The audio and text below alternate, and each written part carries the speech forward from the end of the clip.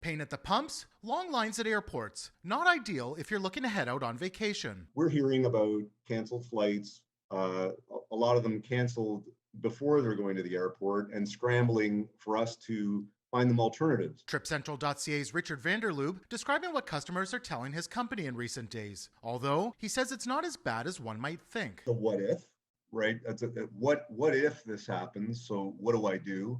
And it really does depend on the airline that you're booked on and how much backup they have in the schedule. So if you're considering a vacation, what should you do? To weigh the transportation options, we looked at a 4-day trip at the end of July to Montreal, a popular Canadian escape for many where Pride and Osheaga events are happening, as an example. Leaving on Thursday or Friday, returning on Sunday or the holiday Monday. So let's start with driving to Montreal, assuming you own your own vehicle. The average fuel consumption in Canada is around 8.6 liters for every 100 kilometers. Based on today's current average price, it would cost around $165 to go to and from the city. Of course, more or less depending on your own particular vehicle. Don't own a car? Well, rentals have been in high demand lately. Using a price aggregator, we looked at different companies in Toronto. For 4 days, Hertz had a Toyota Corolla for around $531. That price, not counting gas. It will take at least 5 hours and 20 minutes to get to Montreal if there are no traffic issues along the way. Also, remember you'll need to park any vehicle if you don't have a spot where you're staying. Prices hover around $20 a day to park in the city's downtown. Okay, so what about flying? Well, you'll really need to dig around for those deals.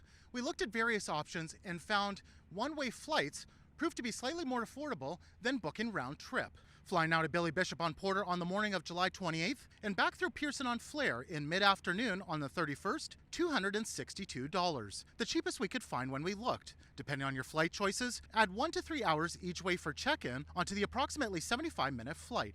Now let's look at train and bus options. With Via, it's at least a 5-hour trip to Montreal.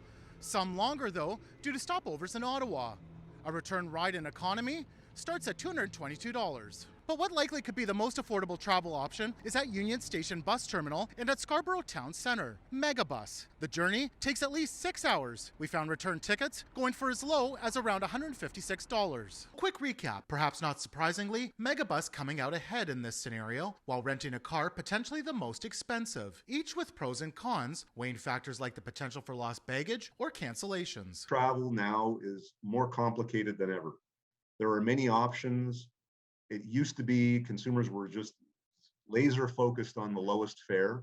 That's not the whole story. Vanderloop's tips right now for traveling? Get in earlier if there's a must-attend event. If flying, check in early, minimize baggage, and buy small items where you're going. And don't skip on travel insurance. For much more on this story, visit citynews.ca. In Toronto, Nick Westoll, City News.